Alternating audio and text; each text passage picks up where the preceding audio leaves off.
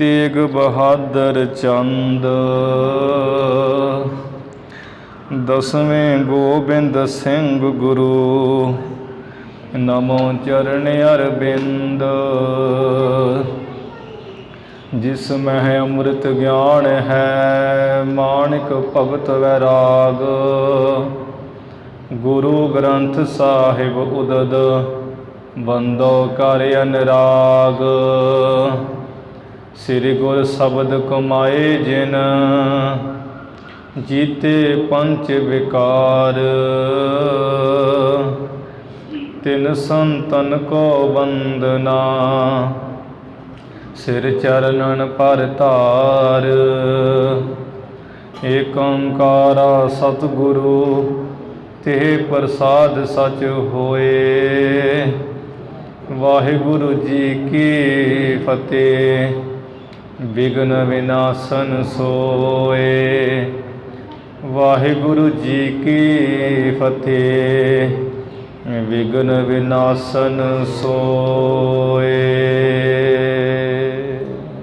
सतनाम श्री वाहिगुरु साहिब जी। दौलत खान निज लोकन सो, मुख बोलत बोल बिलोकत बेखा। कौन शरार पयो इसको, शुभ रीत होती मत मानव सिखा। दौलत खान निज लोकन सो। वाहिगुरु जी का खालसा, वाहिगुरु जी की फतेह।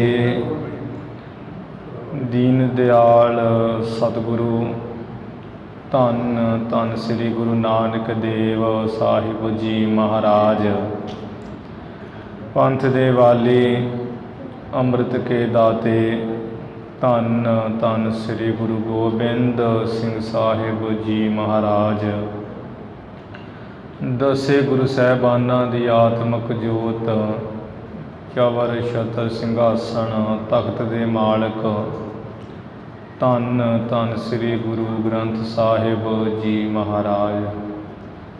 सतगुरु जी दी साजी निवाजी, गुरु रूप गुरु प्यारी साध संगत जीओ। आप गुरु क्या संगतां ने संध्या के समय तो ही गुरु अर्जन देव महाराज के चरणों में हाजरियां भर के अपना इस मनुखा जन्म नूं सफला किया है। सतगुरु महाराज जी की कृपा नाल जो चल रही गुर इतिहास की कथा है, उसका समा होया। जिवें सुल्तानपुर दे विच ते चारे पासे ये रौला पै गया कि महाराज वेई नदी च इशनान करन गए सी, बाहर मुड़ वापस नहीं आए। उधर गुरु नानक साहब जी सचखंड धाम, सचखंड वसै निरंकार, उस थां ते पहुँच गए। नतमस्तक होए, मत्था टेकिया है। परमेश्वर वाहिगुरु देख के बड़े प्रसन्न होए। कहन लगे भी नाम का आनंद लैण वाले गुरु नानक साहब जी साडे कोल आओ। फिर कहा कि जिस कारण वास्ते आप जी ने अवतार धारण किया है, हुण उस काम नूं करो संसार विच जाके। क्योंकि संसार दे विच कलयुग का बड़ा भयानक समा चल रहा है। झूठे लोग झूठ बोल बोल के नरकां दे रस्ते ते जा रहे हैं। उन्होंने सुख ते किते मुड्ढों नहीं है। परमेश्वर वाहिगुरु की जिहड़ी भाव भगती है, वो तो लोगों ने जमा ही भुलाई हुई है। आप जाके उसनूं प्रगट करो, प्रकाश करो।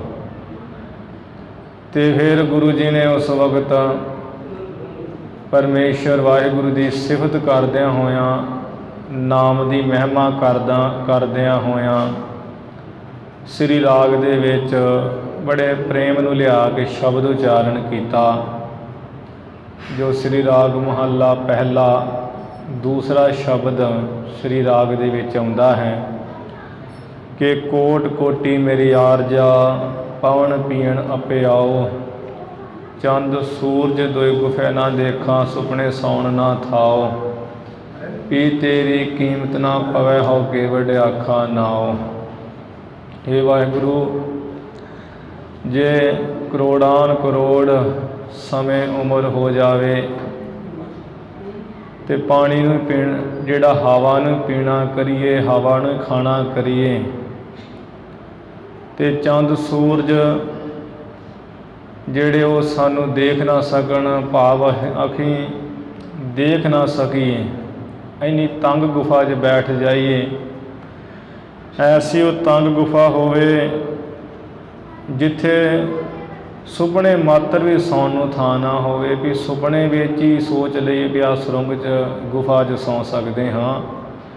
ਇਹ ਪਰਮੇਸ਼ਰ, ਜਿਸ ਨਾਮ ਦੇ ਨਾਲ ਤੇਰੀ ਪ੍ਰਾਪਤੀ ਹੈ, ਉਸ ਨਾਮ ਦੀ ਕੀਮਤ ਕਿਸੇ ਤਰ੍ਹਾਂ ਵੀ ਪੈ ਨਹੀਂ ਸਕਦੀ। ਕਿੰਨਾ ਕੁ ਵੱਡਾ ਤੇਰੇ ਨਾਮ ਨੂੰ ਆਖੀਏ। ਜਿਸ ਤਰ੍ਹਾਂ ਦੇ ਮਾਲਕ ਪਰਮੇਸ਼ਰ ਤੁਸੀਂ ਆਪ ਵੱਡੇ ਹੋ, ਇਸੇ ਤਰ੍ਹਾਂ ਤੁਹਾਡਾ ਨਾਮ ਵੀ ਵੱਡਾ ਹੈ। ਇਹ ਸ਼ਬਦ ਉਚਾਰਨ ਕੀਤਾ।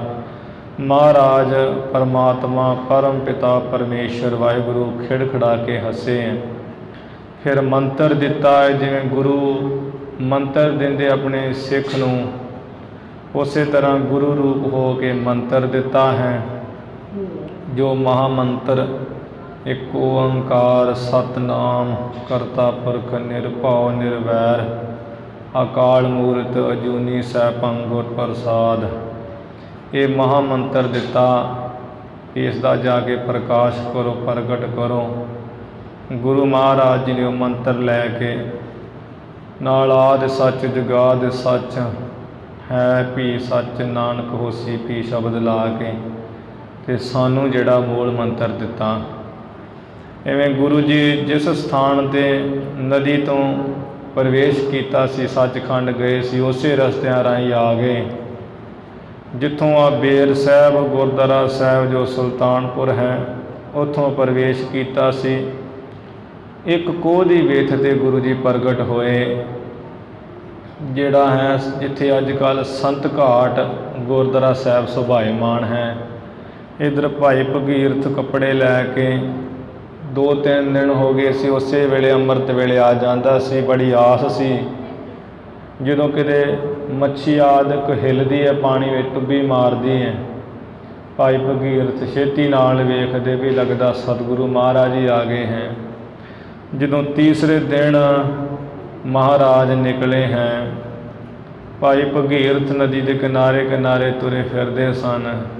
ਇਹਨਾਂ ਗੁਰੂ ਜੀ ਨੂੰ ਵੇਖਿਆ, ਬੜੇ ਖੁਸ਼ ਹੋਏ, ਪ੍ਰਸੰਨ ਹੋਏ। ਗੁਰੂ ਜੀ ਨੂੰ ਕੱਪੜੇ ਦਿੱਤੇ ਹੈ, ਮੱਥਾ ਟੇਕਿਆ ਹੈ। ਮਹਾਰਾਜ ਜੀ ਨੇ ਕਿ ਅਸੀਂ ਆ ਗਏ ਹਾਂ, ਅਤੇ ਭਾਈ ਭਗੀਰਥ ਤੂੰ ਨਿਹਾਲ ਹੋ ਗਿਆ ਹੈ।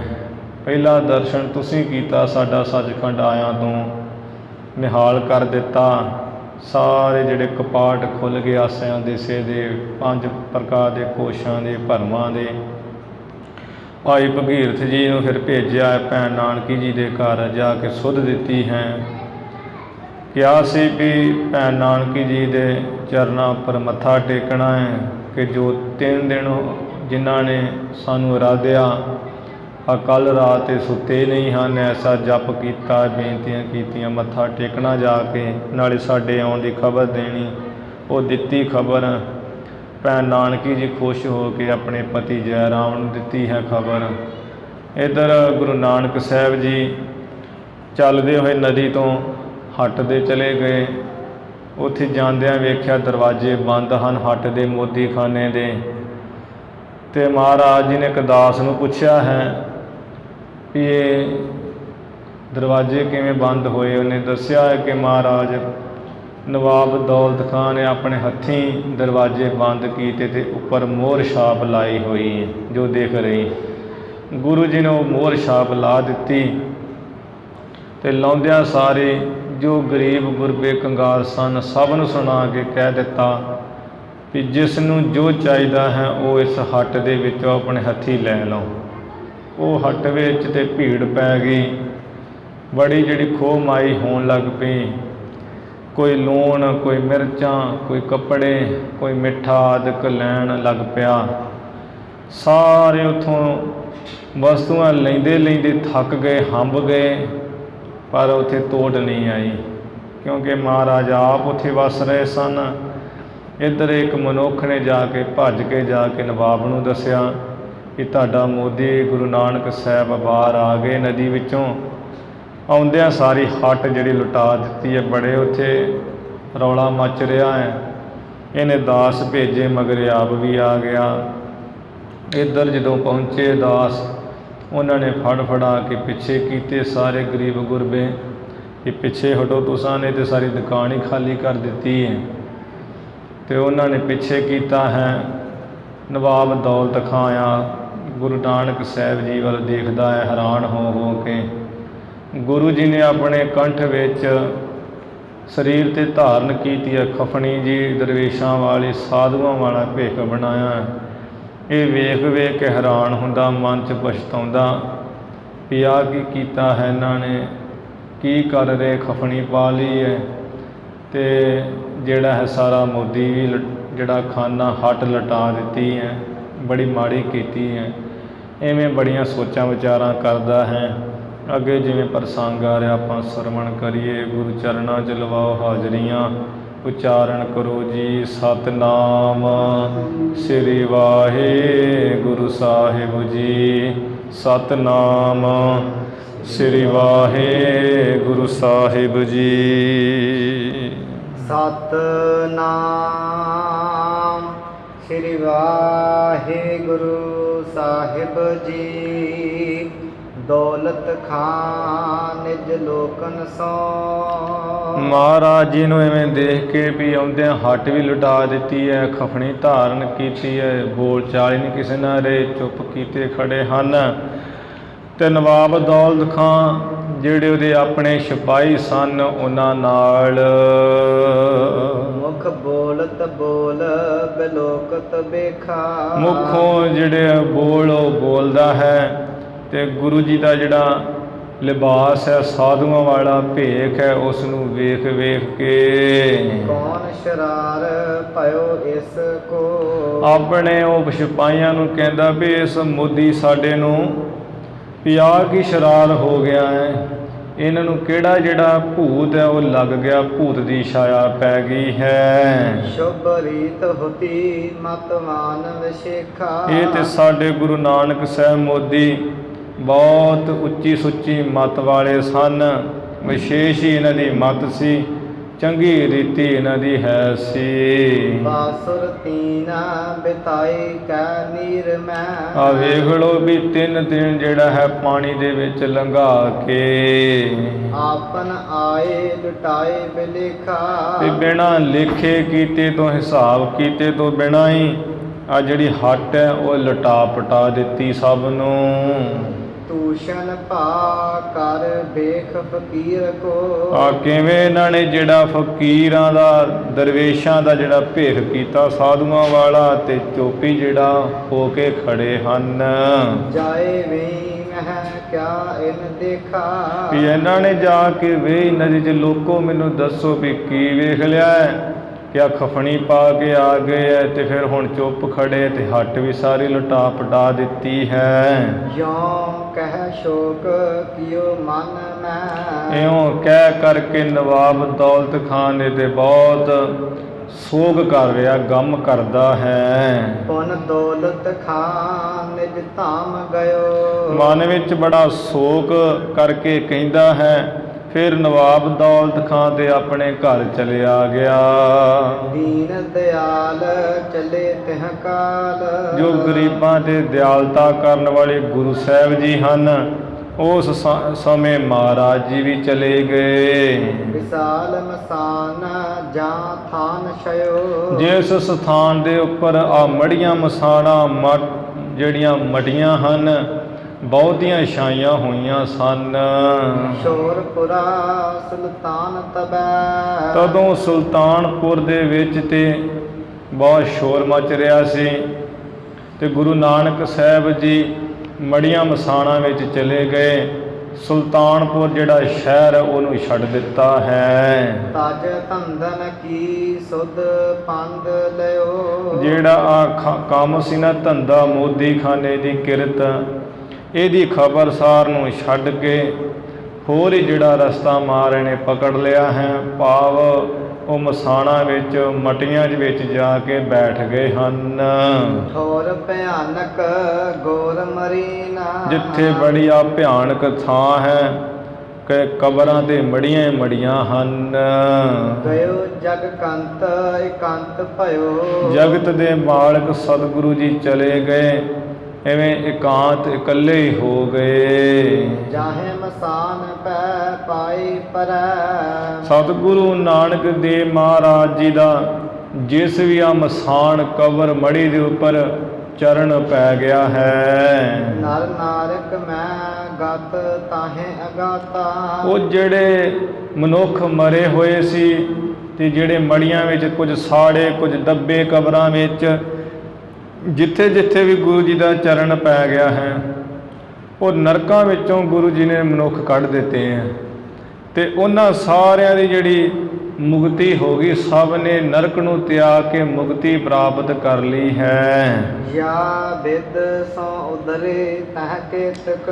ਉੱਥੇ ਮਹਾਰਾਜ ਜੀ ਨੇ ਜਿੱਥੇ ਆਪਣੇ ਜਿਸ ਥਾਂ ਤੇ ਵੀ ਚਰਨ ਪਾ ਦਿੱਤੇ ਨਾ, ਜਿੱਧਰ ਵੀ ਗੁਰੂ ਜੀ ਤੁਰੇ ਫਿਰੇ ਹਨ, ਉੱਥੇ ਦੇ ਅਨੇਕਾਂ ਹੀ ਜਿਹੜੇ ਆ ਲੋਕ ਮਰੇ ਹੋਏ ਉਧਰ ਗਏ ਆ, ਪਾਰ ਉਤਾਰਾ ਹੋ ਗਿਆ। ਇਸ ਤਰ੍ਹਾਂ ਨਾਲ ਐਸ ਗਏ ਬਹਰੋ ਸੁਖ ਦਾਤਾ। ਮੋੜ ਜਿਹੜਾ ਸੁੱਖਾਂ ਦੇ ਦਾਤੇ ਗੁਰੂ ਨਾਨਕ ਸਾਹਿਬ ਜੀ ਹੈ, ਇਵੇਂ ਉਹ ਮੜੀਆਂ ਦੇ ਵਿੱਚ ਹੀ ਬੈਠ ਗਏ ਹਨ। ਆਵਹਿ ਕੋ ਨਹਿ ਯੋ ਮਨ ਚੀਨਾ। ਇਉਂ ਮਨ ਵਿੱਚ ਜਾਣਗੇ ਕਿ ਇੱਥੇ ਜਿਹੜਾ ਕਿਹੜਾ ਕਿਸੇ ਨੇ ਆਉਣਾ ਹੈ। ਰਹੇ ਤਹ 14 ਲੋਕ ਜੁਜਾਤਾ। ਜੋ 14 ਲੋਕਾਂ ਦੇ ਪੂਜਨੀਕ ਹੈ ਮਹਾਰਾਜ, ਜਿਹੜੇ ਸਤਿਗੁਰਾਂ ਜੀ ਨੂੰ 14 ਲੋਕ ਹੀ ਪੂਜਦੇ, 7 ਪਤਾਲ 7 ਆਕਾਸ਼, ਤੇ ਜਿਨ੍ਹਾਂ ਨੇ 14 ਲੋਕ ਹੀ ਰਚੇ ਬਣਾਏ ਹੈ, ਐਵੇਂ ਮਹਾਰਾਜ ਉੱਥੇ ਮੱਠ ਦੇ ਵਿੱਚ ਮੜੀਆਂ ਵਿੱਚ ਬੈਠ ਰਹੇ ਹਨ। ਧੂਰ ਜਟੀ ਸਨਕਾਦਕ ਖੋਜਤ। ਜੋ ਪਰਮੇਸ਼ਰ ਰੂਪ ਸ੍ਰੀ ਗੁਰੂ ਨਾਨਕ ਦੇਵ ਮਹਾਰਾਜ ਜੀ ਨੂੰ ਆ ਸ਼ਿਵ ਜੀ ਵੀ ਜਿਹੜਾ ਲੱਭਦਾ ਹੈ। ਸਨਕਾਦਕ ਜੋ ਬ੍ਰਹਮਾ ਦੇ ਬੇਟੇ ਹੈ, ਸਨਕ ਸਨਾਤਨ ਸੰਤ ਸਨਾਤਨ ਕੁਮਾਰ, ਉਹ ਵੀ ਜੋ ਲੱਭਦੇ ਹਨ। ਪਾਰ ਨਾ ਪਾਵਹਿ ਜਾਹੇ ਵਿਦਾਤਾ। ਜਿਸ ਗੁਰੂ ਨਾਨਕ ਸਾਹਿਬ ਜੀ ਦਾ ਵਿਧਾਤਾ ਕਹੀਏ ਬ੍ਰਹਮਾ ਜਿਹੜਾ ਹੈ, ਉਹ ਵੀ ਪਾਰ ਨਹੀਂ ਪਾ ਸਕਦਾ, ਪਾਰ ਨਹੀਂ ਪਾ ਰਿਹਾ ਹੈ। ਸਨਕ ਸਨੰਦ ਮਹੇਸ਼ ਸਮਾਨਾ, ਸੇਖ ਨਾਗ ਤੁਰ ਮਰਮ ਨਾ ਜਾਨਾ। ਜਿਸ ਗੁਰੂ ਨਾਨਕ ਦੇਵ ਮਹਾਰਾਜ ਦਾ ਭੇਦ ਨਹੀਂ ਨਾ ਪਾ ਸਕਦੇ ਸਨਕ ਸਨੰਦਨ ਹੋਣੀ, ਤੇ ਸ਼ੇਸ਼ ਨਾਗ ਬ੍ਰਹਮਾ ਆਦਿਕ ਸ਼ਿਵ ਜੀ ਆਦਿਕ, ਉਹ ਗੁਰੂ ਨਾਨਕ ਸਾਹਿਬ ਜੀ ਅੱਜ ਮੜੀਆਂ ਮਸਾਣਾ ਵਿੱਚ ਬੈਠ ਰਹੇ ਹਨ। ਹੀਰ ਬਿਹਾਰ ਜੈ ਰਾਮ ਵਿਚਾਰਤ। ਇੱਧਰ ਭਾਈਆ ਜੈ ਰਾਮ ਜੀ ਸਤਿਗੁਰੂ ਨਾਨਕ ਸਾਹਿਬ ਜੀ ਦਾ ਇਹੋ ਜਿਹਾ ਵਿਹਾਰ ਕਾਰਜਾ ਦੇਖ ਕੇ ਬੜੀਆਂ ਸੋਚਾਂ ਵਿਚਾਰਾਂ ਕਰਦੇ ਹਨ। ਸੋਚਤ ਸੋਚਨ ਸੋ ਚੁੱਕ ਸੁਖ ਚਾਵੈ। ਸੁਖ ਚਾਵੈ, ਸੋਚਾਂ ਨੂੰ ਸੋਚਦੇ ਐ ਤੇ ਸੋਚਦੇ ਸੋਚਦੇ ਸੁੰਗੜਦੇ ਜਾਂਦੇ ਐ, ਸੰਕੋਚ ਕਰਦੇ ਐ। ਭਾਵ ਸੋਚਾਂ ਸੋਚਿਆ ਵੀ ਨਹੀਂ ਜਾਂਦਾ, ਸੋਚ ਵੀ ਰਹਿਣ ਦਿੰਦੇ ਐ, ਜਾਂ ਵੀ ਸੋਚਣ ਸੋਚਤ ਸੋਚਣ, ਸੋਚਾਂ ਨੂੰ ਸੋਚਦੇ ਐ ਤੇ ਸੋਚ ਜਿਹੜੀ ਉਹ ਵੀ ਸੰਕੋਚ ਕਰਦੀ, ਉਹ ਵੀ ਸੰਗਦੀ ਹੈ ਵੀ ਮੈਂ ਕੀ ਸੋਚਾਂ। ਲੋਚਨ ਚਾਰ ਬਿਮੋਚਤ ਬਾਰ। ਸੋਹਣੇ ਨੇਤਰਾਂ ਵਿੱਚੋਂ ਜਿਹੜਾ ਜਲ ਜਾ ਕਿਰਦਾ ਹੈ, ਅਥਰੂ ਡਿੱਗਦੇ ਹਨ। ਪਰਿਓ ਨਿਜ ਬਾਰ ਨਾ ਬਾਹਰ ਆਵੈ। ਜੈ ਰਾਮ ਤੇ ਆਪਣੇ ਘਰ ਵਿੱਚ ਵੜ ਗਿਆ ਹੈ, ਬਾਹਰ ਹੀ ਨਹੀਂ ਆਉਂਦਾ। ਸਵਾਦ ਨਾ ਭੋਜਨ ਨੀਰਹਿ ਕੋ ਤਨ। ਖਾਦੇ ਪੀਤੇ ਦਾ ਸਵਾਦ ਨਹੀਂ ਆਉਂਦਾ, ਨਾ ਪਾਣੀ ਦਾ ਸਵਾਦ ਸਵਾਦ ਨਾ ਭੋਜਨ ਦਾ ਹੀ ਸਵਾਦ ਹੈ। ਚੀਰ ਮਲੀਨ ਪਰਿਓ ਦੁਖ ਪਾਵੈ। ਤਨ ਚੀਰ ਮਲੀਨ ਪਰਿਓ ਦੁਖ ਪਾਵੈ। ਸਰੀਰ ਦੇ ਉੱਪਰ ਮੈਲੇ ਜੇ ਕੱਪੜੇ ਪਾ ਲਏ ਐ ਤੇ ਬੜਾ ਦੁੱਖ ਪਾ ਰਿਹਾ ਭਾਈਆ ਜੈ ਰਾਮ। ਕੋਟ ਗਟੀ ਗੁਣ ਹੈ ਮਨ ਮੈਂ। ਮਨ ਦੇ ਵਿੱਚ ਕਰੋੜਾਂ ਜਿਹੜੀਆਂ ਗਿਣਤੀਆਂ ਨੂੰ ਗਿਣਦਾ ਹੈ। ਇੱਕ ਔਰ ਚੜਾ ਇੱਕ ਔਰ ਮਿਟਾਵੈ। ਇੱਕ ਤਰਫ ਗਿਣਤੀ ਚੜਦੀ ਹੈ, ਇੱਕ ਤਰਫ ਜਿਹੜੀ ਲੈਂਦੀ ਹੈ। ਗੁੰਮ ਭਏ ਨਿਕਸੇ ਦਿਨ ਤੀਨ ਮੈਂ। ਵਿਚਾਰਦੇ ਹੈ ਕਹਿੰਦੇ ਵੇਖ ਲੋ ਗੁਰੂ ਨਾਨਕ ਸਾਹਿਬ ਜੀ ਆ ਗੁੰਮ ਹੋ ਗਏ ਸੀ ਨਦੀ ਵਿੱਚ ਤੇ ਆ ਤੀਸਰੇ ਦਿਨ ਜਿਹੜਾ ਨਿਕਲੇ ਹਨ। ਆਵਤ ਆਪਨ ਦੀਨ ਲੁਟਾਈ। ਤੇ ਆਉਂਦਿਆਂ ਜਿਹੜੀ ਉਹ ਹੱਟ ਸੀ ਮੋਦੀ ਖਾਨੇ ਵਾਲੀ ਉਹ ਹੁੰਦੇ ਲਟਾ ਦਿੱਤੀ ਗਰੀਬ ਗੁਰਬੇ ਨੂੰ। ਦੌਲਤ ਖਾਨ ਕੋ ਲੇਖਾ ਹੋਵੇ ਪੂਰਾ। ਵੀ ਹੁਣ ਇਹਨਾਂ ਨੇ ਹੱਟ ਤੇ ਲਟਾ ਦਿੱਤੀ ਹੈ ਜਿਹੜਾ ਨਵਾਬ ਦੌਲਤ ਖਾਂ ਹੈ ਵੀ ਉਹਦਾ ਜਿਹੜਾ ਲੇਖਾ ਉਹ ਕੀ ਪੂਰਾ ਹੋਊਗਾ। ਕਿਦੋਂ ਤਿਹ ਕੀ ਕੱਛ ਬਾਕੀ ਰਹਾਈ। ਆ ਜਾਂ ਤੇ ਪੂਰਾ ਹੋਊਗਾ ਕਿ ਨਹੀਂ ਤੇ ਫਿਰ ਉਹਦਾ ਕੁਝ ਬਾਕੀ ਰਹਿ ਜਾਊਗਾ। ਪਰ ਭਾਵ ਸਾਨੂੰ ਹੀ ਦੇਣਾ ਪਊਗਾ, ਭਰਨਾ ਪਊ ਲੱਗਦਾ। ਕਾਲੂ ਸੁਨੈ ਤ੍ਰਿਪਤਾ ਦੁਖ ਪਾਵੈ। ਜਦੋਂ ਮਹਾਰਾਜ ਜੀ ਦੇ ਮਾਤਾ ਪਿਤਾ ਕਲਿਆਣ ਚੰਦ ਤੇ ਮਾਤਾ ਤ੍ਰਿਪਤਾ ਦੇਵੀ ਜੀ ਸੁਣਨਗੇ ਤੇ ਬੜਾ ਦੁੱਖ ਪਾਉਣਗੇ। ਮੋਹ ਪਰ ਦੇਵਹਿ ਦੋਸ਼ ਲਗਾਈ। ਉਹਨਾਂ ਨੇ ਤੇ ਮੇਰੇ ਉੱਪਰ ਹੀ ਦੋਸ਼ ਲਾ ਦੇਣਾ ਵੀ ਜੈ ਰਾਮ ਤੈਨੂੰ ਕਹਿੰਦੇ ਰਹੇ ਤੂੰ ਹੀ ਨਹੀਂ ਸਮਝਾਇਆ। ਕੀਨ ਅਚੰਬ ਸਭੈ ਬਿਦ ਸੋ। ਇਸ ਤਰ੍ਹਾਂ ਤੇ ਸਾਨੂੰ ਤੇ ਸਭ ਤਰ੍ਹਾਂ ਨਾਲ ਸਾਰਿਆਂ ਨੂੰ ਹੈਰਾਨ ਅਚੰਭੇ ਵਿੱਚ ਹੀ ਪਾ ਦਿੱਤਾ ਇਹਨਾਂ। ਮਤ ਹਾਰ ਪਰੀ ਕਛ ਜਾਨੀ ਨਾ ਜਾਈ। ਮੇਰੀ ਤੇ ਮੱਤ ਹਾਰ ਹੰਬ ਗਈ ਹੈ ਤੇ ਕੁਛ ਜਾਣਿਆ ਨਹੀਂ ਜਾ ਰਿਹਾ ਵੀ ਕੀ ਕਰੀਏ ਹੁਣ, ਕੀ ਹੋ ਸਾਡਾ ਸਾਰਿਆਂ ਦਾ। ਪੁਰ ਮੈਂ ਮਿਲ ਕੇ ਸਭ ਲੋਕ ਬਖਾਨਤ। ਇੱਧਰ ਸੁਲਤਾਨਪੁਰ ਦੇ ਵਿੱਚ ਸਾਰੇ ਲੋਕ ਮਿਲ ਕੇ ਤੇ ਐਵੇਂ ਕਹਿੰਦੇ ਜੈ ਰਾਮ ਨੂੰ। ਬਾਵਰਾ ਹੋਏ ਗਇਓ ਸੁਧ ਨਾਹੀ। ਕਹਿੰਦੇ ਵੀ ਜੋ ਇਹ ਮੋਦੀ ਹੈ ਨਾ ਗੁਰੂ ਨਾਨਕ ਇਹ ਤੇ ਕਮਲਾ ਹੋ ਗਿਆ, ਝੱਲਾ ਹੋ ਗਿਆ, ਸਰੀਰ ਦੀ ਤੇ ਕੋਈ ਖਬਰ ਹੀ ਨਹੀਂ ਰਹਿ ਗਈ। ਥਲ ਗੋਰ ਮਰੀਨਾ ਮੈਂ ਬੈਸ ਰਹਿਓ। ਉਹ ਜਿਹੜਾ ਇੰਨਾ ਮਾੜਾ ਥਾਂ ਹੈ ਕਬਰਾਂ ਮੜੀਆਂ ਵਾਲਾ ਦਾ ਉੱਥੇ ਬੈਠਾ ਰਹਿੰਦਾ ਹੈ। ਕਿਦੋਂ ਭੂਤ ਬਰਿਓ ਤਿਹ ਕੇ ਘਟ ਮਾਹੀ। ਅਥਵਾ ਉਹਨਾਂ ਦੇ ਸਾਨੂੰ ਤੇ ਐਵੇਂ ਦਿਸਦਾ ਹੈ ਵੀ ਉਹਨਾਂ ਦੇ ਸਰੀਰ ਦੇ ਵਿੱਚ ਜਿਹੜਾ ਭੂਤ ਹੈ ਉਹ ਹੀ ਕਿਤੇ ਵੜ ਗਿਆ ਹੈ। ਧਨ ਭੂਰ ਗਵਾਏ ਭਇਓ ਇਹ ਭੇਖ। ਕੁਝ ਕਹਿੰਦੇ ਵੀ ਇਹ ਗੱਲ ਤੇ ਅਸਲ ਇਹ ਹੈ ਆ ਬਹੁਤ ਆ ਜਿਹੜਾ ਪੈਸਾ ਉਹ ਗਵਾ ਬੈਠੇ ਹੈ ਤੇ ਹੁਣ ਉਹਨਾਂ ਨੇ ਆ ਵੱਖਰਾ ਹੀ ਲਿਬਾਸ ਜਿਹਾ ਭੇਖ ਜਿਹਾ ਬਣਾ ਲਿਆ ਆਪਣਾ ਸਾਧੂਆਂ ਵਾਲਾ। ਪਖੰਡ ਬਸੇਖ ਕਿਦੋਂ ਕੀ ਮਾਹੀ। ਉਹਨਾਂ ਨੇ ਤੇ ਬਹੁਤਾ ਹੀ ਪਖੰਡ ਜਿਹਾ ਕੀਤਾ ਹੋਇਆ ਐਵੇਂ ਸਾਧੂ ਜੇ ਬਣ ਗਏ ਹਨ ਹੁਣ। ਮਨ ਮਾਨਵ ਜਾਨਵ ਭੇਵ ਜੋ ਕੋ। ਪਰ ਜਿਹੜੇ ਕੋਈ ਮਨੁੱਖ ਗੁਰੂ ਨਾਨਕ ਸਾਹਿਬ ਜੀ ਦਾ ਭੇਦ ਜਾਣਦੇ ਹਨ। ਨਾਟ ਸੇਵਕ ਜਿਉ ਪਿਖ ਨਾ ਪਰਮਾਹੀ। ਜਿਸ ਤਰ੍ਹਾਂ ਤਮਾਸ਼ਗੀਰ ਦਾ ਸੇਵਕ ਜਮੂਰਾ ਹੁੰਦਾ ਹੈ ਤੇ ਉਹ ਆਪਣੇ ਤਮਾਸ਼ਗੀਰ ਮਾਲਕ ਦਾ ਨਾਟਕ ਵੇਖ ਕੇ ਖੇਡ ਵੇਖ ਕੇ ਭਰਮਦਾ ਨਹੀਂ ਹੈ। ਉਹਨੂੰ ਪਤਾ ਹੁੰਦਾ ਵੀ ਮੇਰਾ ਮਾਲਕ ਹੀ ਹੈ ਸਭ ਕੁਝ ਬਣ ਰਿਹਾ, ਕਦੀ ਰਾਜਾ ਕਦੀ ਕੰਗਾਲ, ਉਹ ਨਹੀਂ ਭਰਮਦਾ। ਬਾਹਰ ਵੇਖਣ ਵਾਲੇ ਭਰਮ ਜਾਂਦੇ ਆ ਵੀ ਇਹ ਜਾਦੂਗਰ ਕੀ ਦਾ ਕੀ ਬਣ ਗਿਆ ਹੈ। ਇਸੇ ਤਰ੍ਹਾਂ ਜਿਹੜੇ ਮਨੁੱਖਾਂ ਨੂੰ ਸਮਝ ਹੈ ਮਹਾਰਾਜ ਜੀ ਬਾਰੇ ਵੀ ਗੁਰੂ ਤੇ ਪਰਮੇਸ਼ਰ ਰੂਪ ਹੈ, ਉਹਨਾਂ ਦੀ ਖੇਲ ਹੀ ਹੈ ਇਹ, ਉਹ ਨਹੀਂ ਭਰਮੇ। ਨਰ ਨਿੰਦਕ ਦੌਲਤ ਖਾਨ ਕੇ ਪਾਸ। ਜਿਹੜੇ ਮਨੁੱਖ ਨਿੰਦਕ ਲੋਕ ਦੌਲਤ ਨਵਾਬ ਦੇ ਪਾਸ। ਬਖਾਨਤ ਦੋਤੀ ਲੱਗੇ ਤਿਹ ਕਾਨਾ। ਉਸ ਦੇ ਕੰਨਾਂ ਦੇ ਨੇੜੇ ਹੋ ਕੇ ਲੱਗ ਕੇ ਤੇ ਐਵੇਂ ਚੁਗਲੀਆਂ ਕਹਿੰਦੇ ਹਨ। ਧਨ ਖੋਏ ਦਇਓ ਸਹ ਚਿੰਤ ਭਇਓ। ਉਹ ਨਵਾਬ ਤੇਰੇ ਮੋਦੀ ਨੇ ਧਨ ਪੈਸਾ ਬਹੁਤਾ ਗਵਾ ਦਿੱਤਾ, ਇਸ ਕਰਕੇ ਹੁਣ ਚਿੰਤਾ ਦੇ ਸਹਿਤ ਹੋ ਗਿਆ ਹੈ। ਇਹ ਭੇਖ ਲਿਓ ਤਿਨ ਕੀਨ ਬਹਾਨਾ। ਆ ਜਿਹੜਾ ਤੂੰ ਭੇਖ ਜਿਹਾ ਵੇਖਿਆ ਨਾ ਉਹਨਾਂ ਕੇ ਖਫਣੀ ਜੀ ਪਾਈ ਹੋਈ ਹੈ, ਚੁੱਪ ਜੇ ਖੜੇ ਰਹਿੰਦੇ ਐ, ਹੱਟ ਵੀ ਲਟਾ ਦਿੱਤੀ ਹੈ, ਸਾਧੂ ਬਣੇ ਫਿਰਦੇ ਐ। ਆਦਿ ਉਹਨਾਂ ਨੇ ਕੋਈ ਬਹਾਨਾ ਹੀ ਕੀਤਾ ਹੋਇਆ ਹੈ। ਤੁਮਰੋ ਉਰ ਮੈਂ ਡਰ ਕੋ ਧਰ ਕੈ। ਬਾਕੀ ਇਹ ਵੀ ਨਵਾਬ ਬਹੁਤ ਸਖਤ ਹੈ, ਤੁਹਾਡਾ ਜਿਹੜਾ ਡਰ ਹਿਰਦੇ ਵਿੱਚ ਧਾਰ ਕੇ ਘਰ ਬਾਰ ਕੋ ਸ਼ੋਰ ਗਇਓ ਉਦਿਆਨਾ। ਘਰ ਬਾਰ ਨੂੰ ਛੱਡ ਕੇ ਤੇ ਆ ਜੰਗਲ ਵਿੱਚ ਹੀ ਚਲੇ ਗਏ ਹਨ, ਮੜੀਆਂ ਮਸਾਣਾ 'ਚ ਰਹਿ ਰਿਹਾ ਹੁਣ। ਭਲੇਖਾ ਜਰਾਮ ਕੇ ਪਾਸ ਤੈ ਲਿਹੋ। ਨਵਾਬ ਜੀ ਹੁਣ ਜਿਹੜਾ ਹਿਸਾਬ ਕਿਤਾਬ ਹੈ ਉਹ ਤੁਸੀਂ ਜੈਰਾਮ ਕੋਲ ਲਓ, ਕਿਉਂਕਿ ਜੈਰਾਮ ਨੇ ਉਹਨਾਂ ਨੂੰ ਲਵਾਇਆ ਹੋਇਆ ਸੀ ਤੁਹਾਡੇ ਕੋਲ। ਇਹ ਵੱਧ ਘਾਟ ਕੋ ਸੋ ਜਮਾਨਾ। ਵੀ ਘੱਟ ਹੋਵੇ ਲੇਖਾ ਚਾਹੇ ਵੱਧ ਹੋਵੇ, ਜਾਮਣ ਤੇ ਵਿੱਚ ਜੈਰਾਮ ਹੀ ਹੈ ਨਾ, ਉਹਨੂੰ ਤੁਸੀਂ ਫੜੋ। ਦੋਹਰਾ ਸੁਨ ਕਰ ਦੂਤੀ ਨਿਰਪਤ ਤਬ। ਨਵਾਬ ਦੌਲਤ ਖਾਨ ਇਸ ਤਰ੍ਹਾਂ ਨਿੰਦਕ ਲੋਕਾਂ ਦੀਆਂ ਚੁਗਲੀਆਂ ਸੁਣ ਕੇ ਭਰਮਿਓ ਭੇਜਿਓ ਦਾਸ। ਭਰਮ ਗਿਆ ਹੈ ਤੇ ਜਿਹੜਾ ਦਾਸ ਆਪਣਾ ਭੇਜਿਆ ਸੁਣਾ ਦੇਣ ਵਾਸਤੇ। ਤੂਰਨ ਆਨ ਬੁਲਾਏ ਕੈ। ਤੇ ਬੜੀ ਕਿਹਾ ਹੈ ਵੀ ਦਾਸ ਨੂੰ ਵੀ ਜੈਰਾਮ ਦੇ ਘਰ ਜਾਓ ਤੇ ਬੜੀ ਛੇਤੀ ਬੁਲਾ ਕੇ ਦਾ ਲੇਖਾ ਮਮ ਹਰਾਸ। ਉਹਨੂੰ ਬੁਲਾ ਕੇ ਮੇਰੇ ਪਾਸ ਲਿਆਓ, ਤੇ ਕਿਉਂਕਿ ਜਿਹੜਾ ਇਹ ਲੇਖਾ ਜੋਖਾ ਹਿਸਾਬ ਕਿਤਾਬ ਸਾਰਾ ਉਹ ਤੇ ਹੁਣ ਜੈਰਾਮ ਹੀ ਦਊਗਾ। ਸਵਈਆ ਆਲਾ ਤੇ ਤਤਕਾਲ ਜਰਾਮ। ਉਹ ਦਾਸ ਬੜੇ ਛੇਤੀ ਚੱਲ ਕੇ ਭਾਈਆ ਜੈਰਾਮ ਦੇ ਘਰ ਵਿੱਚ ਬੁਲਾਏ ਕੈ ਬੋਲਤ ਦੌਲਤ ਖਾਨਾ। ਬੁਲਾਇਆ ਹੈ ਵੀ ਜੈਰਾਮ ਚੱਲ, ਤੈਨੂੰ ਨਵਾਬ ਦੌਲਤ ਖਾਨ ਨੇ ਬੁਲਾਇਆ। ਉਹ ਆਖਦਾ ਵੀ ਬੁਲਾ ਕੇ ਲਿਆ।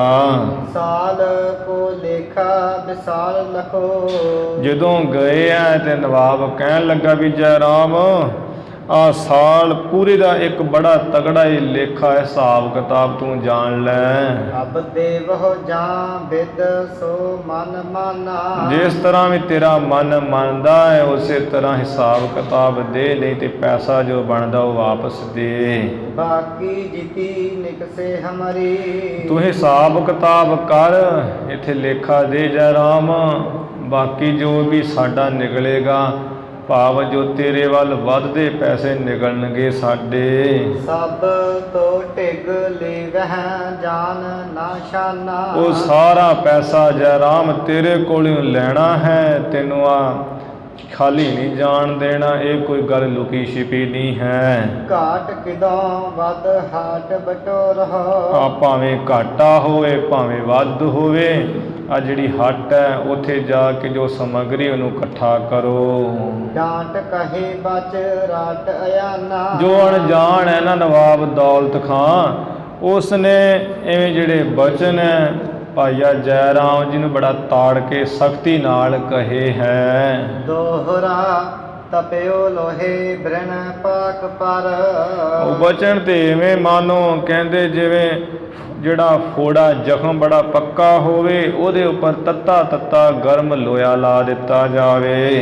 ਲਗ ਸੰਕਟ ਅਦਕਾਏ। ਤੇ ਉਹ ਪੱਕੇ ਫੋੜੇ ਦੇ ਉੱਪਰ ਜਿਹੜਾ ਤਪਿਆ ਚੰਗੀ ਤਰ੍ਹਾਂ ਲੋਹਾ ਲੱਗ ਜਾਵੇ ਤੇ ਬੜਾ ਦੁੱਖ ਦਿੰਦਾ ਹੈ, ਮਨੁੱਖ ਵਿਲਕਦਾ ਹੈ। ਤਿਉ ਸੁਨ ਬਚਨ ਨਰੇਸ਼ ਕੋ। ਉਸੇ ਤਰ੍ਹਾਂ ਹੀ ਬਚਨ ਸੁਣ ਕੇ ਨਵਾਬ ਦੌਲਤ ਖਾਨ ਦੇ ਉਠਿਓ ਹਿਰਦੈ ਅਕੁਲਾਏ। ਵਿਚਾਰਾ ਭਾਈਆ ਜੈਰਾਮ ਤੇ ਹਿਰਦੇ ਵਿੱਚ ਬੜਾ ਘਬਰਾ ਕੇ ਉੱਠਿਆ ਹੈ। ਚਿੰਤਾ ਨਦੀ ਪ੍ਰਵਾਹੇ ਮੈਂ। ਚਿੰਤਾ ਰੂਪੀ ਜਿਹੜੀ ਨਦੀ ਹੈ ਉਹਦੇ ਪ੍ਰਵਾਹ ਦੇ ਵਿੱਚ ਵਹਿਓ ਅਲੰਬ ਨਾ ਪਾਏ। ਜੈਰਾਮ ਤੇ ਜਿਹੜਾ ਹੈ ਬਹਿ ਗਿਆ ਹੈ, ਵਿੱਚ ਡੁੱਬ ਗਿਆ ਹੈ, ਕੋਈ ਆਸਰਾ ਨਹੀਂ ਪਾ ਰਿਹਾ। ਹੋਏ ਅਧੀਰ ਵਿਚਾਰਈ। ਬਿਨਾਂ ਹੌਸਲੇ ਤੋਂ ਹੋ ਕੇ ਤੇ ਵਿਚਾਰਦੇ ਹਨ। ਕਿਆ ਇਸ ਕਹੋਂ ਅਲਾਏ। ਜੈਰਾਮ ਵਿਚਾਰਦੇ ਐ ਵੀ ਹੁਣ ਨਵਾਬ ਦੌਲਤ ਨੂੰ ਦੱਸੋ ਵੀ ਮੈਂ ਕੀ ਆਖ ਕੇ ਕਹਾਂ। ਸ੍ਰੀ ਨਾਨਕ ਤੱਕ ਆਸਰਾ। ਫਿਰ ਜਿਹੜਾ ਹੈ ਸ੍ਰੀ ਗੁਰੂ ਨਾਨਕ ਦੇਵ ਮਹਾਰਾਜ ਦਾ ਓਟ ਆਸਰਾ ਤੱਕਿਆ ਹੈ। ਪਤ ਰੱਖੈ ਮਮ ਸੋਏ। ਵੀ ਉਹ ਜੋ ਗੁਰੂ ਨਾਨਕ ਸਾਹਿਬ ਹੈ ਪਰਮੇਸ਼ਰ ਰੂਪ, ਮੇਰੀ ਤਾਂ ਹੁਣ ਉਹੀ ਇੱਜ਼ਤ ਪੱਤ ਰੱਖਣਗੇ। ਬੋਲਿਓ ਤਬ ਹੈ ਨਰੇਸ਼ ਸੋ। ਤਦੋਂ ਭਾਈਆ ਜੈਰਾਮ ਜੀ ਨਵਾਬ ਨਵਾਬ ਦੌਲਤ ਖਾਨ ਦੇ ਤਾਈ ਬੋਲੇ ਹਨ ਸਰਣ ਸੁਖਦ ਕੀ ਹੋਏ। ਕਿ ਨਵਾਬ ਜੀ ਇੱਕ ਵਾਰ ਜੋ ਸੁਖ ਦੇਣ ਵਾਲੇ ਗੁਰੂ ਨਾਨਕ ਸਾਹਿਬ ਜੀ, ਮੈਂ ਉਹਨਾਂ ਦੀ ਸ਼ਰਨ ਹੋ ਆਵਾਂ। ਸਵਈਆ ਇੱਕ ਬਾਰ ਮੈਂ ਨਾਨਕ ਕੇ। ਨਵਾਬ ਸਾਹਿਬ ਜੀ ਇੱਕ ਵਾਰ ਮੈਂ ਗੁਰੂ ਨਾਨਕ ਸਾਹਿਬ ਜੀ ਨੂੰ ਟਿਕ ਜਾਏ ਕਹਿ ਆਏ ਕਹਿ ਦਿਓ ਹਿਸਾਬ ਤੁਮਾਰਾ। ਟਿਕ ਜਾਏ ਕਹਿ, ਮੈਂ ਉਹਨਾਂ ਦੇ ਕੋਲ ਜਾ ਕੇ ਤੇ ਫਿਰ ਆ ਕੇ ਸਾਰਾ ਤੁਹਾਡਾ ਜਿਹੜਾ ਲੇਖਾ ਜੋਖਾ ਹਿਸਾਬ ਕਿਤਾਬ ਉਹ ਦਿਆਂਗਾ। ਔਰ ਬੀਚ ਵਿਚਾਰਤ ਆਰਤ ਧਾਰਤ। ਇਸ ਤਰ੍ਹਾਂ ਹਿਰਦੇ ਵਿੱਚ ਬਹੁਤ ਵਿਚਾਰਾਂ ਕਰਦੇ ਜੈ ਰਾਮ ਜੀ ਤੇ ਬੜਾ ਦੁੱਖ ਨੂੰ ਧਾਰਦੇ ਹਨ। ਬਾਹਰ ਤਾਂ ਦਿਸ਼ ਪੰਥ ਅਪਧਾਰਾ। ਜਿਹੜਾ ਬਾਹਰ ਭਾਵ ਜੋ ਮੜੀਆਂ ਮਸਾਣਾ ਵਾਲਾ ਥਾਂ ਜਿੱਥੇ ਗੁਰੂ ਜੀ ਬਿਰਾਜਮਾਨ ਹਨ, ਉਸ ਰਸਤੇ ਦੀ ਤਰਫ ਜਿਹੜਾ ਚਲੇ ਗਏ। ਉਹ ਗੋਰਨ ਮੈਂ ਇਵਰਾਜਤ ਹੈ। ਇੱਧਰ ਗੁਰੂ ਨਾਨਕ ਸਾਹਿਬ ਜੀ ਤੇ ਉਹ ਕਬਰਾਂ ਮੜੀਆਂ ਦੇ ਵਿੱਚ ਐਵੇਂ ਬਿਰਾਜ ਰਹੇ ਸੱਜ ਰਹੇ ਹਨ। ਸ਼ਿਵ ਮਦ ਮਸਾਨ ਮਨੋ ਹਿਤ ਧਾਰਾ। ਮਾਨੋ ਕਿ ਜੋ ਸ਼ਿਵ ਜੀ ਹੈ ਉਹੀ ਉਹ ਮੜੀਆਂ ਦੇ ਮਸਾਣਾ ਦੇ ਵਿੱਚ ਬੜਾ ਪ੍ਰੇਮ ਧਾਰ ਕੇ ਗਲ ਵਿੱਚ ਖੋਪੜੀਆਂ ਜਿਹਾ ਪੈਣ ਕੇ ਬੈਠਾ ਹੋਇਆ ਹੈ। ਚਿਤ ਕੰਪਤ ਬੰਦਤ ਹੱਥ ਦੋ। ਇਹ ਜੈ ਰਾਮ ਜੀ ਦਾ ਚਿੱਤ ਕੰਬਦਾ ਹੈ ਤੇ ਦੋਵੇਂ ਹੱਥ ਜੋੜੇ ਹੋਏ ਐ। ਕਰ ਬੰਧਨ ਬੈਨ ਜਰਾਮ ਉਚਾਰਾ। ਮੱਥਾ ਮਹਾਰਾਜ ਨੂੰ ਟੇਕਿਆ ਹੈ ਤੇ ਬਚਨ ਕਿਹਾ। ਰੂਪ ਰਸਾਲ ਦਿਆਲ ਸੁਨੋ। ਹੇ ਗੁਰੂ ਮਹਾਰਾਜ ਸੋਹਣੇ ਸਰੂਪ ਵਾਲੇ ਤੇ ਦਿਆਲੂ ਕਿਰਪਾਲੂ ਗੁਰੂ ਜੀ, ਸੁਣੋ ਮੇਰਾ ਬਚਨ। ਇੱਕ ਸਾਲ ਕੋ ਲੇਖਾ ਵਿਸਾਲ ਬਖਾਨਾ। ਇੱਕ ਸਾਲ ਦਾ ਜਿਹੜਾ ਲੇਖਾ ਜੋਖਾ ਹਿਸਾਬ ਕਿਤਾਬ ਉਹ ਬੜਾ ਤਗੜਾ ਹੀ ਕਿਹਾ ਜਾ ਰਿਹਾ ਹੈ। ਮੋਹ ਬੁਲਾਏ ਅਲਾਏ ਸੁਨਾਈ ਜਾਂ। ਇਉਂ ਜਿਹੜਾ ਨਵਾਬ ਦੌਲਤ ਹੈ ਉਹਨੇ ਮੈਨੂੰ ਬੁਲਾ ਕੇ ਤੇ ਸੁਣਾ ਕੇ ਕਿਹਾ ਵੀ ਜੈ ਰਾਮ ਇੱਕ ਸਾਲ ਦਾ ਹਿਸਾਬ ਕਿਤਾਬ ਪੂਰੇ ਦਾ ਪੂਰਾ ਪਿਆ ਇੱਥੇ ਤੂੰ ਦੇ ਸਾਨੂੰ। ਆਏ ਸਪਾਏ ਆਇਓ ਇਸ ਥਾਨਾ। ਇਸ ਤਰ੍ਹਾਂ ਨਵਾਬ ਦੌਲਤ ਖਾਨ ਦੀ ਆਗਿਆ ਪਾ ਕੇ ਤੇ ਮਹਾਰਾਜ ਇੱਥੇ ਮੜੀਆਂ ਦੇ ਸਥਾਨ ਤੇ ਮੈਂ ਤੁਹਾਡੇ ਕੋਲ ਆਇਆ ਹੋਇਆ ਹਾਂ। ਜਾਂ ਸੁਨ ਕਾਨ ਉਠੇ ਗਤ ਦਾਨ। ਇਉਂ ਸੁਣ ਕੇ ਕੰਨਾਂ ਵਿੱਚ ਗੁਰੂ ਮਹਾਰਾਜ ਜੋ ਮੁਕਤੀ ਦੇ ਦਾਤੇ ਤੇ ਉੱਠੇ ਹਨ। ਕਿਸੂ ਨਹਿ ਕਾਨ ਸੁਜਾਨ ਨਿਦਾਨਾ। ਜਿਸ ਗੁਰੂ ਨਾਨਕ ਦੇ ਮਹਾਰਾਜ ਨੂੰ ਕਿਸੇ ਦੀ ਕਾਣ ਕਨੌੜ ਨਹੀਂ, ਕਿਸੇ ਦੀ ਇੰਨੀ ਮਹਾਰਾਜ ਮੰਨਦੇ ਤੇ ਸੁਗੜ ਸੁਜਾਨ ਤੇ ਖਜ਼ਾਨਾ ਰੂਪ। ਮੰਦ ਹੈ ਮੰਦ ਭਰੀ ਗਤ ਸੁੰਦਰ। ਹੌਲੇ ਹੌਲੇ ਬੜੀ ਚੰਗੀ ਚਾਲ ਸੁੰਦਰ ਨਾਲ ਗੁਰੂ ਜੀ ਚੱਲਦੇ ਹਨ। ਆਨੰਦ ਕੰਦ ਮੁਕੰਦ ਪਿਆਨਾ। ਜੋ ਆਨੰਦ ਦੇ ਬੱਦਲ ਹਨ ਮਹਾਰਾਜ ਜੀ ਮੁਕਤੀ ਦਾਤੇ ਹੈ, ਗੁਰੂ ਮਹਾਰਾਜ ਚੱਲ ਪਏ। ਸੰਗ ਜਰਾਮ ਹੈ ਜਾਵਤ ਰਾਜਤ। ਇੱਧਰ ਜੋ ਜੈ ਰਾਮ ਜੀ ਹੈ ਗੁਰੂ ਨਾਲ ਜਾ ਰਹੇ ਹੈ, ਬੜਾ ਸੋਭਦੇ ਹਨ। ਰੂਪ ਪ੍ਰਾਤਮ ਆਤਮ ਜਾਸੇ। ਜਿਸ ਤਰ੍ਹਾਂ ਉਹ ਪਰਮਾਤਮਾ ਪਰਮੇਸ਼ਰ ਦੇ ਨਾਲ ਜਿਹੜੀ ਜੀਵ ਆਤਮਾ ਚੱਲਦੀ ਜਾ ਰਹੀ ਬੜੀ ਸੋਭਨੀਕ ਹੋ ਰਵੇ, ਸੋਭਨੀਕ ਹੁੰਦੀ ਹੋਵੇ, ਇਸੇ ਤਰ੍ਹਾਂ ਇਹ ਬਿਰਾਜ ਰਹੇ ਸੱਜ ਰਹੇ ਹਨ। ਵੇਦਨ ਕੇਤ ਸੋ ਲੇਖੇ ਕੇਹੇਤ। ਬੇਦੀਆਂ ਦੇ ਕੁਲ ਦੇ ਜੋ ਧੁਜਾ ਰੂਪ ਨਿਸ਼ਾਨ ਰੂਪ ਗੁਰੂ ਨਾਨਕ ਸਾਹਿਬ ਜੀ ਹੈ, ਆ ਲੇਖੇ ਦੇ ਵਾਸਤੇ ਗਏ ਜਬ ਖਾਨ ਨਕੇਤ ਮੈਂ ਤਾਸੇ। ਜਦੋਂ ਗਏ ਹੈ ਤੇ ਨਵਾਬ ਦੌਲਤ ਖਾਨ ਦੇ ਘਰ ਵਿੱਚ ਜਾ ਵੜੇ। ਲੀਨੋ ਨਵੀਂ ਸਿੰਧ ਸੰਗ ਮੁਕੰਦ। ਮਹਾਰਾਜ ਜੀ ਨੇ ਜਿਹੜਾ ਮੁਨਸ਼ੀ ਹਿਸਾਬ ਕਿਤਾਬ ਕਰਨ ਵਾਲਾ ਉਹਨੂੰ ਨਾਲ ਲੈ ਲਿਆ ਮੁਕਤੀ ਦਾਤੇ ਜੀ ਨੇ। ਆਨੰਦ ਹਿਰਦੈ ਪਰ ਮੰਦਰ ਬਾਸੇ। ਹਿਰਦੇ ਵਿੱਚ ਤੇ ਬਹੁਤ ਆਨੰਦ ਹੈ ਤੇ ਜਿਹੜਾ ਸ੍ਰੇਸ਼ਟ ਮਕਾਨ ਹੈ ਉਹਦੇ ਵਿੱਚ ਗੁਰੂ ਮਹਾਰਾਜ ਜੀ ਤੇ ਭਾਈਆ ਜੈ ਰਾਮ ਤੇ ਮੁਨਸ਼ੀ ਬੈਠ ਗਏ ਹਨ। ਕੀਨੋ ਹੈ ਲੇਖਾ ਅਲੇਖ ਜੋ ਗੁਰੂ ਨਾਨਕ ਦੇ ਮਹਾਰਾਜ ਲੇਖਿਆਂ ਤੋਂ ਰਹਿਤ ਹੈ, ਉਹ ਸੱਚੇ ਪਾਤਸ਼ਾਹ ਦੇ ਲੇਖਾ ਹਿਸਾਬ ਕਿਤਾਬ ਕਰ ਰਹੇ ਹਨ। ਲੇਖ ਹੈ, ਭੇਖ ਹੈ, ਨਾਮ ਹੈ, ਕਾਮ ਹੈ। ਇਹ ਗੁਰੂ ਮਹਾਰਾਜ ਜਿਨ੍ਹਾਂ ਦਾ ਕੋਈ ਲੇਖਾ ਜੋਖਾ ਨਹੀਂ ਨਾ ਹੋ ਸਕਦਾ, ਜੋ ਲੇਖੇ ਤੋਂ ਬਿਨਾ ਭੇਖਾਂ ਤੋਂ ਰਹਿਤ ਹੈ। ਅੱਜ ਉਹ ਮਹਾਰਾਜ ਹਿਸਾਬ ਕਿਤਾਬ ਕਰ ਰਹੇ ਹਨ ਬੈਠ ਕੇ। ਤਤ ਲੇਖਾ ਕੋ ਲੇਖਾ ਘਟੈ ਕੋ ਕੈਸੇ। ਹੇ ਭਾਈ, ਜਿਹੜਾ ਪਰਮੇਸ਼ਰ ਗੁਰੂ ਨਾਨਕ ਦੇਵ ਮਹਾਰਾਜ ਸਾਰੇ ਲੇਖਿਆਂ ਦਾ ਹੀ ਮਾਲਕ ਹੈ, ਦੱਸੋ ਵੀ ਉਹਦਾ ਕਿਵੇਂ ਲੇਖਾ ਹਿਸਾਬ ਕਿਤਾਬ ਘਟ ਸਕਦਾ ਹੈ। ਇੱਕ ਸਾਲ ਕੋ ਲੇਖਾ ਵਿਸਾਲ ਹੁਤੋ। ਇੱਕ ਸਾਲ ਦਾ ਲੇਖਾ ਸੀ ਬੜਾ ਤਗੜਾ, ਜੋ ਚੰਗੀ ਤਰ੍ਹਾਂ ਹੀ ਹੋਇਆ ਹੈ। ਕਰ ਲੇ ਵਹੀ ਕੀ ਜੋਰ ਮਹਾਨਾ। ਹੱਥ ਵਿੱਚ ਵਹੀਆਂ ਉਹ ਕਾਗਜ਼ ਜਿਨ੍ਹਾਂ ਤੇ ਲਿਖਿਆ ਸੀ ਹਿਸਾਬ ਕਿਤਾਬ ਲੈ ਕਰਕੇ ਬੜਾ ਤਗੜਾ ਹੀ ਜੋੜ ਕੀਤਾ ਹੈ। ਆਮਦ ਓ ਖਰਚੀ ਕੋ ਸ਼ਮਾਰ ਕਾ। ਆਮਦਨ ਕੀ ਹੋਈ ਹੈ, ਖਰਚ ਕੀ ਹੋਇਆ ਹੈ, ਇਹ ਵਿਚਾਰ ਕੇ ਸਾਰੀ ਗਿਣਤੀ ਗਿਣ ਕੇ। ਦੀਨ ਭਲੇ ਗਿਣਤੀ ਬਿਦ ਨਾਨਾ। ਤਰ੍ਹਾਂ ਤਰ੍ਹਾਂ ਦੀ ਜਿਹੜੀ ਗਿਣਤੀ ਹੈ ਉਹ ਚੰਗੀ ਤਰ੍ਹਾਂ ਕੀਤੀ ਹੈ। ਕਾਗਦ ਲੈ ਕਰ ਬ੍ਰਿੰਦ ਲਿਖੇ। ਐਵੇਂ ਮੁਨਸ਼ੀ ਨੇ ਆਪਣੇ ਹੱਥਾਂ ਵਿੱਚ ਬਹੁਤੇ ਕਾਗਜ਼ ਲੈ ਕੇ ਤੇ ਕਾਗਜ਼ ਲਿਖੇ ਹਨ। ਨਵੀਂ ਸਿੰਧ ਕੀ ਬੁੱਧ ਥਕੀ ਬਿਸਮਾਨਾ। ਨਵੀਂ ਸਿੰਧ ਜਿਹੜਾ ਮੁਨਸ਼ੀ ਹੈ ਹਿਸਾਬ ਕਿਤਾਬ ਕਰਦਿਆਂ ਉਹਦੀ ਤੇ ਅਕਲ ਮੱਤ ਹੀ ਥੱਕ ਗਈ ਹੈ ਤੇ ਮੁੜ ਹੈਰਾਨ ਹੋਇਆ ਹੈ। ਦੀਨ ਦਿਆਲ ਰਹੇ ਪੁਨ ਵਾਦੇ ਮੈਂ। ਉਹ ਹੈਰਾਨ ਕਿਉਂ ਹੋਇਆ ਹੈ ਵੀ ਜੋ ਗਰੀਬਾਂ ਦੇ ਦਿਆਲਤਾ ਕਰਨ ਵਾਲੇ ਮਹਾਰਾਜ ਗੁਰੂ ਨਾਨਕ ਸਾਹਿਬ ਜੀ, ਉਹ ਪੁਨः ਇੰਨਾ ਹਿਸਾਬ ਕਿਤਾਬ ਹੋਇਆ ਤੇ ਵਾਧੇ ਵਿੱਚ ਹੀ ਰਹੇ ਹਨ। ਸ੍ਰੀ ਗੁਰੂ ਅੰਗਦ ਜੀ ਸੁਨ ਕਾਨਾ। ਭਾਈ ਬਾਲਾ ਜੀ ਕਹਿੰਦੇ ਸ੍ਰੀ ਗੁਰੂ ਅੰਗਦ ਦੇਵ ਮਹਾਰਾਜ ਜੀ ਆਪਣੇ ਸ਼ਰਵਣਾਂ ਦੇ ਵਿੱਚ ਕਥਾ ਸੁਣੋ ਅੱਗੇ। ਸਾਤ ਸੈ ਸਾਠ ਨਿਕਾਸੇ ਹੈ ਸੇਖ। ਜਦੋਂ ਬੜਾ ਤਗੜਾ ਹੀ ਲੇਖਾ ਜੋਖਾ ਹੋਇਆ ਤੇ ਗੁਰੂ ਨਾਨਕ ਸਾਹਿਬ ਜੀ ਦੇ 760 ਰੁਪਏ ਜਿਹੜੇ ਵਾਧੇ ਦੇ ਨਿਕਲੇ ਹਨ। ਸੋਨੀ ਨਿਜ ਸ਼ਰੌਨ ਮੈਂ ਦੌਲਤ ਖਾਨਾ। ਜਦੋਂ ਨਵਾਬ ਦੌਲਤ ਖਾਨ ਨੇ ਆਪਣੇ ਕੰਨਾਂ ਦੇ ਵਿੱਚ ਇਹ ਗੱਲ ਸੁਣੀ ਹੈ ਕਿ 760 ਰੁਪਏ ਗੁਰੂ ਨਾਨਕ ਸਾਹਿਬ ਜੀ ਦੇ ਮੇਰੇ ਵੱਲ ਨਿਕਲ ਆਏ ਹਨ। ਹੋਤ ਭਇਓ ਬਿਸਮਾਦਰ ਦੇ। ਹਿਰਦੇ ਵਿੱਚ ਬੜਾ ਹੈਰਾਨ ਹੋਇਆ ਵੀ ਇਹ ਕਿਵੇਂ ਹੋ ਸਕਦਾ ਹੈ। ਅਹਲਾਦ ਜਰਾਮ ਨਾ ਜਾਏ ਬਖਾਨਾ। ਜਦੋਂ ਹਿਸਾਬ ਕਿਤਾਬ ਹੋਇਆ ਗੁਰੂ ਜੀ ਦੇ ਵੱਧ ਨਿਕਲੇ ਐ। ਇੱਧਰ ਜੈਰਾਮ ਜੀ ਜੋ ਹਨ ਉਹਨਾਂ ਦੇ ਜਿਹੜਾ ਆਨੰਦ ਹੋਇਆ ਉਸ ਵਕਤ, ਜੋ ਉਹਨਾਂ ਨੂੰ ਖੁਸ਼ੀ ਹੋਈ ਹੈ ਉਹ ਮਹਾਰਾਜ ਕਹੀ ਨਹੀਂ ਜਾ ਸਕਦੀ। ਮੰਦਮਤੀ ਮਨ ਨਿੰਦਕ ਲੱਜਤ। ਜਿਹੜੇ ਮਾੜੀ ਮੱਤ ਵਾਲੇ ਭੈੜੀ ਅਕਲ ਬੁੱਧ ਵਾਲੇ ਐ ਮਨ ਵਿੱਚ, ਉਹ ਨਿੰਦਕ ਲੋਕ ਸ਼ਰਮਸ਼ਾਰ ਹੋਏ ਹੈ, ਸ਼ਰਮਿੰਦੇ। ਬਿੰਦਤ ਭੇਦ ਨਾ ਮੂੜ ਅਜਾਨਾ। ਉਹ ਬੇਸਮਝ ਮੂਰਖ ਲੋਕ ਗੁਰੂ ਨਾਨਕ ਸਾਹਿਬ ਜੀ ਦਾ ਭੇਦ ਨਹੀਂ ਜਾਣਦੇ। ਕੀਰਤ ਪਾਵਸ ਸੋ ਜਵਾਸ ਸੇ। ਮਹਾਰਾਜ ਜੀ ਦੀ ਜਿਹੜੀ ਕੀਰਤੀ ਵਡਿਆਈ ਉਹਦੇ ਬਰਸਾਤ ਰੁੱਤ ਵਾਂਗ ਹੈ। ਜਿਹੜੇ ਨਿੰਦਕ ਉਹ ਜਵਾਹੇ ਦੇ ਘਾਹ ਵਾਂਗ ਹੈ, ਸੜ ਮਚ ਰਹੇ ਹਨ।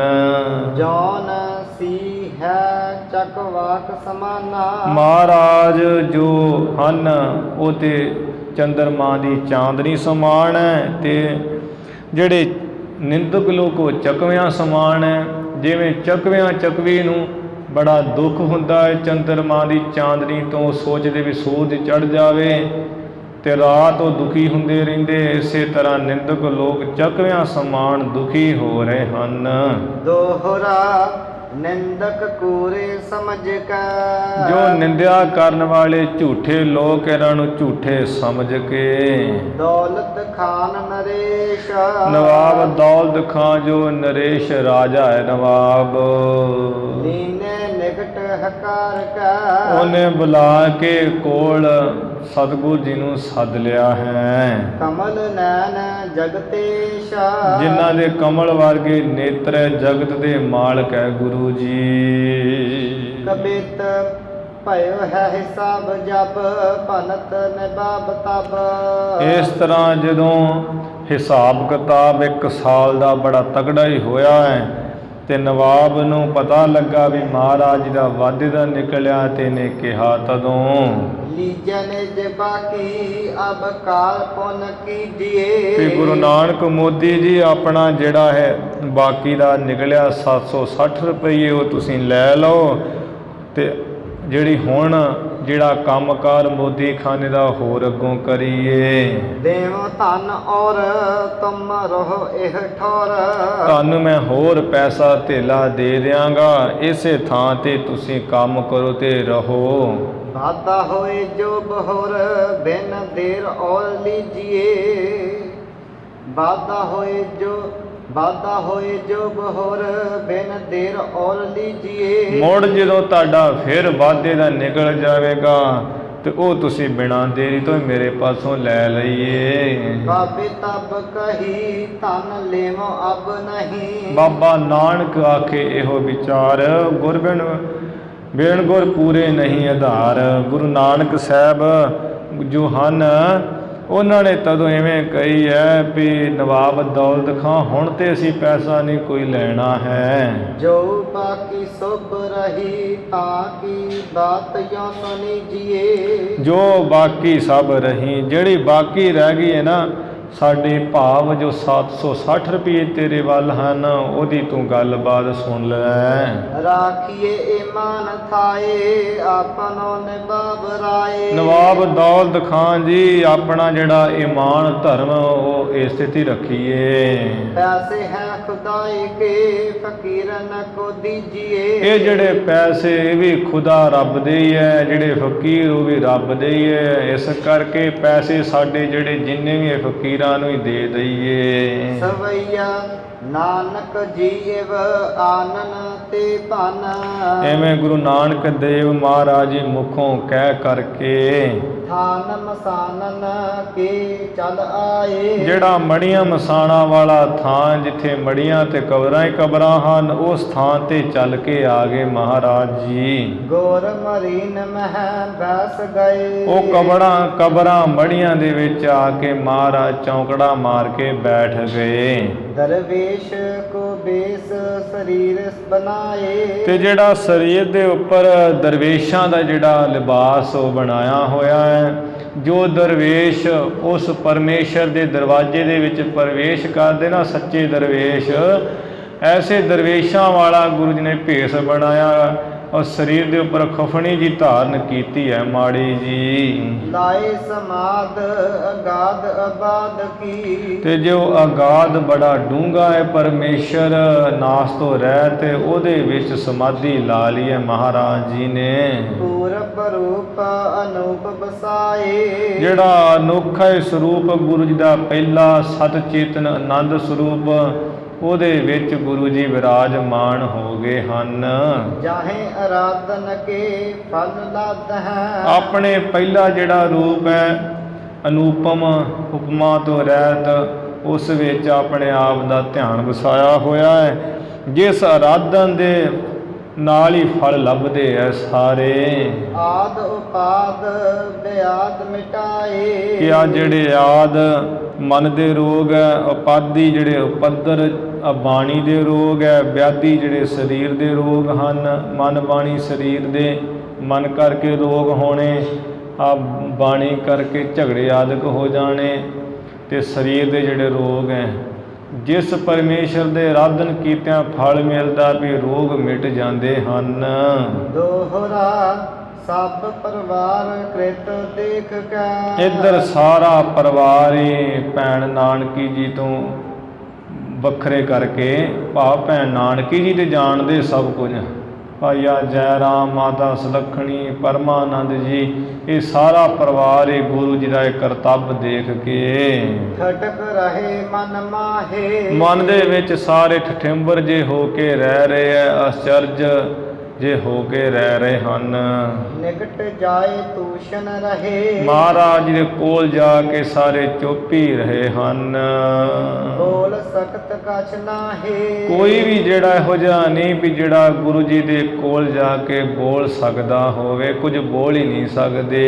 ਤਬ ਜੈ ਰਾਮ ਦੁਕਾਨ ਕੀ। ਇੱਧਰ ਭਾਈਆ ਜੈ ਰਾਮ ਜੋ ਹਨ ਉਹ ਦੁਕਾਨ ਦੀ ਸੋਜ ਸਮਾਰੀ ਆਨਾ। ਜਿਹੜੀ ਸਮਗਰੀ ਜਿਹੜੀ ਉੱਥੇ ਪਈ ਹੋਈ ਸੀ ਵਾਧੂ ਖਿਲਰੀ ਪੁਲਰੀ, ਉਹ ਆਣ ਕੇ ਸਾਰੀ ਸੰਭਾਲੀ ਹੈ। ਸਭ ਹੈ ਸੁਲਖਣੀ ਟਿਕ ਦਈ। ਉਹ ਸਾਰਾ ਸਾਜੋ ਸਮਾਨ ਹੱਟ ਵਿੱਚੋਂ ਇਕੱਠਿਆਂ ਕਰਕੇ ਮਾਤਾ ਸੁਲੱਖਣੀ ਦੇ ਕੋਲ ਦਿੱਤਾ ਹੈ। ਆਸ ਬਿਦ ਬਚਨ ਬਖਾਨਾ। ਸਮਾਨ ਵੀ ਦੇ ਦਿੱਤਾ ਤੇ ਇਸ ਤਰ੍ਹਾਂ ਬਚਨ ਵੀ ਕਿਹਾ ਹੈ। ਤਿਨ ਸੋ ਬਸ ਹਮਰੋ ਨਾ ਕਛ। ਕਿ ਸੁਲੱਖਣੀ ਜੋ ਤੇਰੇ ਮਾਲਕ ਹੈ ਨਾ ਗੁਰੂ ਨਾਨਕ ਸਾਹਿਬ ਜੀ, ਉਹਨਾਂ ਦੇ ਅੱਗੇ ਸਾਡਾ ਕੋਈ ਵਸ ਨਹੀਂ ਹੈ। ਉਹਦੇ ਮਾਲਕ ਹੈ, ਅਸੀਂ ਨੌਕਰ ਹਾਂ। ਨੌਕਰ ਦਾ ਕੀ ਮਾਲਕ ਅੱਗੇ ਜ਼ੋਰ ਹੈ। ਤੇਰੇ ਲਾਲੇ ਕਾ ਚਤਰਾਈ, ਹੇ ਪਰਮੇਸ਼ਰ ਮੁੱਲ ਖਰੀਦੀ ਲਾਲਾ ਗੋਲਾ। ਮਹਾਰਾਜ ਜਿਹੜਾ ਮੁੱਲ ਖਰੀਦਿਆ ਤੇਰਾ ਪਿਆਰਾ ਨੌਕਰ, ਉਹ ਕੀ ਜਵਾਬ ਦੇ ਸਕਦਾ ਮਾਲਕ ਨੂੰ। ਭਾਈਆ ਜੈ ਰਾਮ ਉਹੀ ਇੱਥੇ ਕਹਿ ਰਹੇ ਹੈ ਕਿ ਸੁਲੱਖਣੀ ਜੀ ਜੋ ਤੇਰੇ ਮਾਲਕ ਹੈ ਨਾ ਗੁਰੂ ਨਾਨਕ ਸਾਹਿਬ, ਉਹਨਾਂ ਦੇ ਅੱਗੇ ਸਾਡਾ ਕੋਈ ਜ਼ੋਰ ਨਹੀਂ ਹੈ, ਵਸ ਨਹੀਂ ਹੈ। ਸੁਨ ਸਾਧਵੀ ਧਰ ਤੀਰ। ਇਸ ਕਰਕੇ ਪਤੀ ਵਰਤਾ ਧਰਮ ਵਾਲੀ ਸੁਲੱਖਣੀ ਬੀਬੀ, ਤੂੰ ਆਪਣੇ ਹਿਰਦੇ ਵਿੱਚ ਧੀਰਜ ਹੀ ਰੱਖ ਹੁਣ। ਸਿਮਰਹੁ ਨਿਸ ਬਾਸੁਰ ਹਿਰਦੈ। ਹਿਰਦੇ ਵਿੱਚ ਰਾਤ ਦੇਣੀ ਚੇਤੇ ਕਰ। ਭਰੀ ਕਰਹਿ ਰਘਬੀਰ। ਰਾਤ ਦਿਨ ਉਸ ਪਰਮੇਸ਼ਰ ਨੂੰ ਚੇਤੇ ਕਰੋ, ਪਰਮਾਤਮਾ ਜ਼ਰੂਰ ਚੰਗੀ ਹੀ ਕਰੇਗਾ। ਸਵਈਆ ਲੋਕ ਬਿਲੋਕਤ ਆਨਕਯੂ। ਕੁਝ ਕੁ ਲੋਕ ਤੇ ਮਹਾਰਾਜ ਜੀ ਨੂੰ ਵੇਖ ਕੇ ਸਹਿ ਸ਼ੋਕ ਜਰਾਮ ਸੋ ਜਾਏ ਜਨਾਵੈ। ਬੜੇ ਸੋਗ ਦੇ ਸਹਿਤ ਹੋ ਕੇ ਜੈ ਰਾਮ ਜੀ ਨੂੰ ਜਾ ਕੇ ਗੱਲਾਂ ਜੀਆਂ ਸੁਣਾਉਂਦੇ ਤੇ ਕਹਿੰਦੇ ਹਨ, ਜਾਨੀ ਨਾ ਜਾਏ ਭਈ ਗਤ ਕਿਆ। ਵੀ ਜੋ ਗੁਰੂ ਨਾਨਕ ਮੋਦੀ ਹੈ ਉਹਦੀ ਕੀ ਹਾਲਤ ਹੋ ਗਈ ਆ, ਕੋਈ ਜਾਨੀ ਨਹੀਂ ਜਾ ਰਹੀ। ਉਦਿਆਨ ਰਹਿ ਪੁਰ ਪਾਏ ਨਾ ਪਾਵੈ। ਉਹ ਤੇ ਆ ਜੰਗਲ ਵਿੱਚ ਉਹ ਮੜੀਆਂ ਮਸਾਣਾ, ਉੱਥੇ ਕਬਰਾਂ 'ਚ ਹੀ ਰਹਿ ਰਹੇ ਐ। ਸੁਲਤਾਨਪੁਰ ਤੇ ਆਪਣਾ ਪੈਰ ਹੀ ਨਹੀਂ ਪਾਉਂਦੇ। ਹੋਸ਼ ਭਈ ਫਰਮੋਸ਼ ਹਿਰਦੈ। ਸਾਨੂੰ ਤੇ ਐਵੇਂ ਲੱਗਦਾ ਵੀ ਉਹਨਾਂ ਦੇ ਜਿਹੜੇ ਹਿਰਦੇ ਵਿੱਚ ਹੋਸ਼ ਆ ਉਹ ਸਾਰੇ ਭੁੱਲ ਹੀ ਗਈ ਐ। ਨਹਿ ਗੋਸ਼ ਸੁਨੈ ਮਨ ਜੋਸ਼ ਨਾ ਆਵੈ। ਜੇ ਕੋਈ ਗੱਲ ਕਹਿੰਦਾ ਉਹ ਕੰਨਾਂ ਵਿੱਚ ਸੁਣਦੇ ਨਹੀਂ ਐ, ਮਨ ਵਿੱਚ ਕੋਈ ਜੋਸ਼ ਹੀ ਨਹੀਂ ਆਉਂਦਾ, ਉਤਸ਼ਾਹ ਹੀ ਨਹੀਂ ਆਉਂਦਾ ਸੁਣ ਕੇ ਉਹਨਾਂ ਨੂੰ। ਬੋਲਤ ਬੋਲ ਨਾ ਕਾਹੂ ਬਿਲੋ ਕਹਿ। ਜੇ ਕੋਈ ਬੋਲਦਾ ਹੈ ਤੇ ਉਹ ਬੋਲਦੇ ਨਹੀਂ ਹੈ, ਕਿਸੇ ਨੂੰ ਦੇਖ ਕੇ ਕੋਈ ਗੱਲ ਹੀ ਨਹੀਂ ਕਹਿੰਦੇ। ਨਾ ਕਿਸ ਲੋਕ ਸੋ ਭੇਦ ਬਤਾਵੈ। ਨਾ ਹੀ ਉਹ ਕਿਸੇ ਦੇ ਨਾਲ, ਕਿਸੇ ਲੋਕਾਂ ਨਾਲ ਆਪਣਾ ਕੋਈ ਭੇਦ ਹੀ ਦੱਸਦੇ ਸੁਣਾਉਂਦੇ ਹਨ। ਮਾਨਵ ਭੇਵ ਨਾ ਜਾਣਵ ਜੋ। ਜਿਹੜੇ ਮਨੁੱਖ ਗੁਰੂ ਨਾਨਕ ਦੇਵ ਮਹਾਰਾਜ ਜੀ ਦਾ ਭੇਦ ਨਹੀਂ ਜਾਣਦੇ। ਮਨ ਆਨਵ ਸੋ ਨਿਜ ਕੀ ਸਠਤਾਈ। ਉਹ ਮਨ ਆਉਂਦੀ ਜਿਹੜੀ ਗੱਲ ਉਹ ਕਹਿੰਦੇ ਐ, ਬਕਦੇ ਐ, ਆਪਣੀ ਮੂਰਖਤਾ ਹੀ ਪ੍ਰਗਟ ਕਰ ਕਰ ਸੁਣਾਉਂਦੇ ਐ, ਦਿਖਾਉਂਦੇ ਹਨ। ਉਹ ਉਕਤੰ ਕਛ ਕੋ ਬਕਤੰ ਕਛ।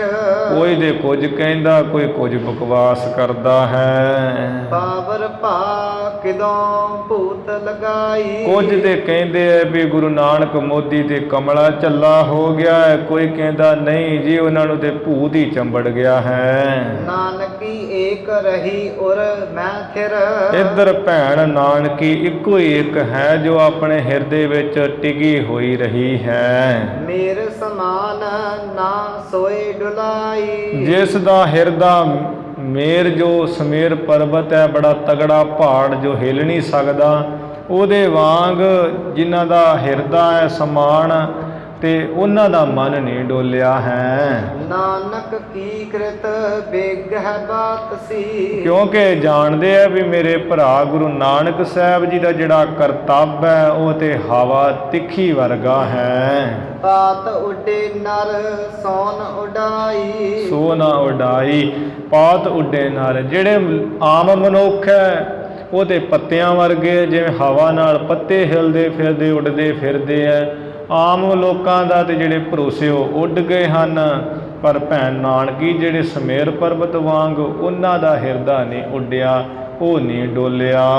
ਦੋਹਰਾ ਭਰਾਤ ਕਰਹਿ ਸੋਈ ਭਲੀ। ਕਹਿੰਦੇ ਐ ਹੇ ਪਤੀ, ਹੈ ਮੇਰੀ ਭਰਜਾਈ, ਜੋ ਮੇਰੇ ਭਰਾ ਗੁਰੂ ਨਾਨਕ ਸਾਹਿਬ ਜੀ ਕਰਦੇ ਹੋਈ ਉਹ ਚੰਗੀ ਹੈ, ਜੋ ਤੁਧ ਭਾਵੈ ਸਾਈ ਭਲੀ ਕਾਰ।